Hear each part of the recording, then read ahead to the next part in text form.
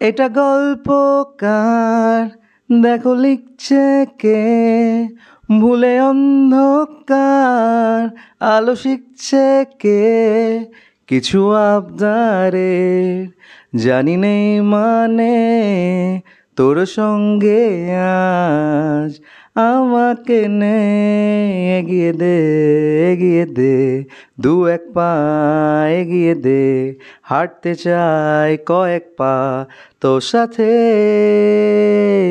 10 বছর হয়ে গেল শুধু তোমারই জন্য রিলিজ করেছিল। আমার এখনও মনে আছে আমি হলে দেখতে গেছিলাম ফিল্মটা, এবং সেটা পুজোর টাইম ছিল। একটা অদ্ভুত অনুভূতি হয়েছিল ফিল্মটা দেখতে গিয়ে। এখন এই ফিল্মটাকে রিলিজ করা হয়েছে, তো মনে হলো তোমাদের সাথে একটা রিভিজিটিং রিভিউ শেয়ার করা যাক। আমি ইনফ্যাক্ট পোলও করেছিলাম, 3টে ফিল্ম রিলিজ করা হয়েছিল, তার মধ্যে কোনটা তোমরা দেখতে চাও, তো তোমরা এই ফিল্মটাকেই বলেছো, তাই জন্য রিভিউ নিয়ে চলে এসেছি। Hello friends, welcome to my channel সুপ্র কি বাণী। তো শুধু তোমারই জন্য was directed by Birsa Dasgupta, এবং একটা remake of a South Indian film যার টাইটেল ছিল রাজা রানী। আমি কিন্তু অরিজিনাল ফিল্মটা এখনও অবধি দেখিনি, এবং আমি দেখতেও চাই না, বিকজ এই ফিল্ম দেখার এক্সপিরিয়েন্সটা আমি নষ্ট করতে চাই না। এখানে কাস্টিংয়ে ছিল সুপারস্টার দেবদা, মিমি চক্রবর্তী, শ্রাবন্তী চ্যাটার্জি, সোহম চক্রবর্তী, অরিন্দম শীল সহ আরও অনেকে।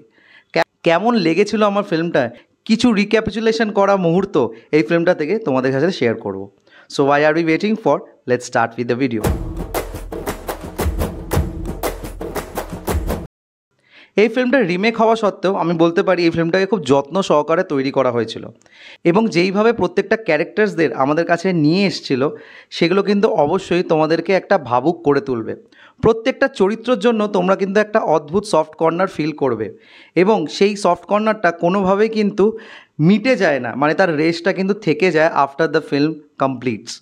না, ফিল্মটার মধ্যে একটা দম্পতির গল্প দেখানো হয়েছে যারা বিয়ে তো করে নিয়েছে, তারা একে অপরকে কিন্তু অ্যাকসেপ্ট করে উঠতে পারেনি, এবং সেটার রিজন তোমরা যারা ফিল্ম দেখেছো জানো যে তাদের নিজস্ব পাস্ট লাইফে কিছু ঘটনা ঘটেছে, এবং সেই ঘটনাটা খুবই খারাপ, তাই জন্য তারা ভালোবাসার উপর থেকে সেইভাবে ভরসা রাখতে পারছে না। তো এই ফিল্মটা দ্বারা এটাই বুঝিয়েছে যে সেকেন্ড চান্স লাভে দেওয়া উচিত।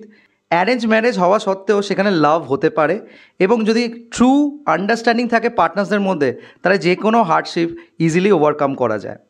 খুব সুন্দরভাবে এই বার্তাগুলো এই ফিল্মটার মাধ্যমে দিয়েছে, এবং এখানে অনেক সিনস আছে যেগুলো কিন্তু অবশ্যই মনে ধরবে। সে মিমি চক্রবর্তীর সাথে দেবের সিন হোক, শ্রাবন্তী চ্যাটার্জির সাথে দেবের সিন হোক, শ্রাবন্তী চ্যাটার্জির সাথে সোহমের সিন হোক, বা একদম ক্লাইম্যাক্সে গিয়ে সোহমদার সাথে দেবদার সিন হোক, প্রত্যেকটা সিন এখনও যেন চোখের সামনে ভাসছে যখন আমি তোমাদের সাথে রিভিউটা শেয়ার করছি। এই ফিল্মটার গান, কোন গানটা বলবো, প্রত্যেকটা গান এই ফিল্মের কিন্তু একটা অদ্ভুত রিকল ভ্যালু রাখে, এবং এখনও অবধি এভরি সং ইজ স্টিল হামেবল, এবং তোমরা শুনলেই তোমাদের একটা অদ্ভুত মনের মধ্যে একটা ফিলিংস জাগে, এবং সেই ফিলিংসটা পুষ্পা 2 এর মতো নয়, তবে সেই ফিলিংসটা খুব রিয়েল, পিওর অ্যান্ড সিনসিয়ার। এখানে দেবদার চরিত্রটা ভীষণই পরিণত মনে হয়েছে, এবং যেইভাবে দেবদা এই চরিত্রটাকে প্লে করেছে অবশ্যই তার কিন্তু অভিনয়টা এখানে একটা অন্যরকম মাত্রা লেগেছে। শ্রাবন্তী চ্যাটার্জির কিন্তু এখানে মৃগী রোগ ছিল, এবং সেই সময় দাঁড়িয়ে যেইভাবে সে অভিনয়টা করেছিল আমার কিন্তু বেশ ভালো লেগেছিল। সোহমদার অ্যাঙ্গেলটা আমার খুব পেনফুল মনে হয়েছে, এবং সেই অ্যাঙ্গেলটা যখন ক্লাইম্যাক্সে আসে, যখন সে আংটিটা আবার দেখে, সেই জায়গাটা থেকে বোঝা যায় সে সেই কর্তব্যর জন্য তার প্রেমকে সামহাও সাইডলাইন করে দিয়েছিল, কিন্তু সে কোনোভাবে কিন্তু শ্রাবন্তী চ্যাটার্জির চরিত্রকে ভুলে উঠতে পারেনি। প্রথম ভালোবাসা চট করে কিন্তু ভোলা যায় না, সেটা কিন্তু সোহমদার চরিত্র থেকে আমাদেরকে বুঝিয়েছে। তো এই প্রত্যেকটা জিনিস এই ফিল্মটার মধ্যে একটা অদ্ভুত এনক্যাশ ভ্যালু রাখে, এবং সেটা 10 বছর বাদে এখনও দাঁড়িয়েও এই ফিল্মটা আমার মনে হয় one of the best romantic drama যেটা বাংলার তরফ থেকে এসছে, এবং এটা রিমেক হওয়া সত্ত্বেও আমি বুক চাপড়িয়ে বলছি এরম রিমেক যদি হয়ে থাকে সেই রিমেকটা অ্যাকসেপ্টেবল। তো তোমরা যারা যারা শুধু তোমারই জন্য দেখেছো বা এখন ভিডিওটা দেখছো, প্লিজ যদি ভালো লেগে থাকে don't forget to like, share and subscribe my channel. আমার সাথে জুড়ে থাকার জন্য আমাকে ইনস্টাগ্রামে ফলো করতে পারো, ইনস্টাগ্রাম হ্যান্ডেল হলো সুপ্র09bittu। এছাড়াও তোমরা আমাকে ফেসবুক পেজে ফলো করতে পারো, ফেসবুক পেজের নাম হলো সুপ্র কি বাণী। Till then stay tuned.